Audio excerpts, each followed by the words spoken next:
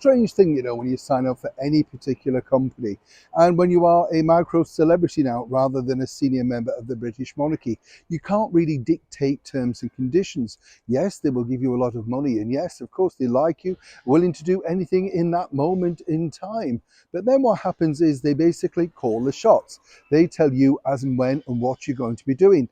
Of course, if you're not used to this sort of world and you've never really delved into it, a little bit like the former well known as Prince Harry, you don't necessarily look at the dot and T's, do they? He dot the I's and cross the T's, as they say. You just think, wow, they're going to pay me all of that? Brilliant. I'll sign along. This is truly what's now happened, what's emerging from, of course, Prince Harry's association with each company that he comes forward with. As ever, let me explain. Hi, good morning. Nice to see you today. And as ever, thank you so much for joining me. Really appreciate it. Welcome on all brand new subscribers. We'll have a quick wave, yes. I mean, you know, it's strange, isn't it? Because when you and I go for a job or something, there's certain things. Do you remember when you were younger, you never really asked about the salary because, you know, your mum and dad were just thrilled that you got a job, weren't they? You know, so I remember my first job, I left and thought, well, not quite sure how much it is. And then when I realised after the first 2.5 weeks of a trial, I thought, is this it?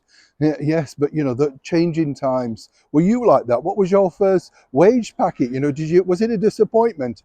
Mine is now, but that's life, isn't it? What's interesting here about this particular story, as we know, Meghan Markle, Prince Harry signed quite a few deals together, trying to shore up finances when they decided to quit the British monarchy. But what's been interesting, I find, is the fact that there, some might say, stupidity in what they've done and how they've done it. Now, step forward this particular gentleman who decided to do a sort of public service transmission, whatever you want to call it, alongside Prince Harry to promote his book Spare. And this really, let me tell you, was all about trying to sell the book. It's as simple as that. You know those meet and greets and sign where you used to go to a store, or nowadays they go into the theatre and you get an hour and a half of that celebrity on the stage, a few questions, and then you, in part of your ticket is you get a book. If you want it signed, you pay again. This was exactly the deal. Now, the psychiatrist, whatever you want to call him, Gabor Mate, I think that's how you pronounce his name correctly, well, he's been moaning apparently in the media, wasn't happy with the way it was set up, didn't feel happy with the paywall, etc.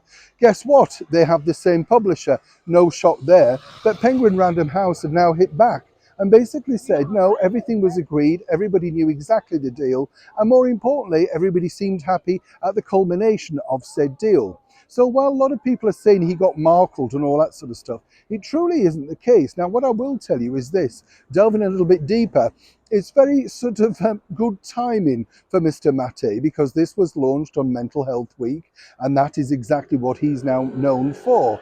And more importantly, he has some product himself to sell. So while highlighting the fact that he wasn't too happy, reminds people about that particular thing 4 or 5 months ago now that we've all forgotten about. But let's not forget also, he was paid a substantial amount by Penguin Random House. And more importantly, it did sell a lot of books. It wasn't the huge success that everybody hoped. And I'm not defending, I'm not taking sides, I'm not a sugar. I present the facts as we find them. So what's interesting is this, that while he may moan, according to a source at Penguin Random House, a very well-placed source, he was keen to do more. So who's actually telling the truth now? As ever, people are left out pondering who truly was the spare part in all of this story. Neil Sean in the very heart of London.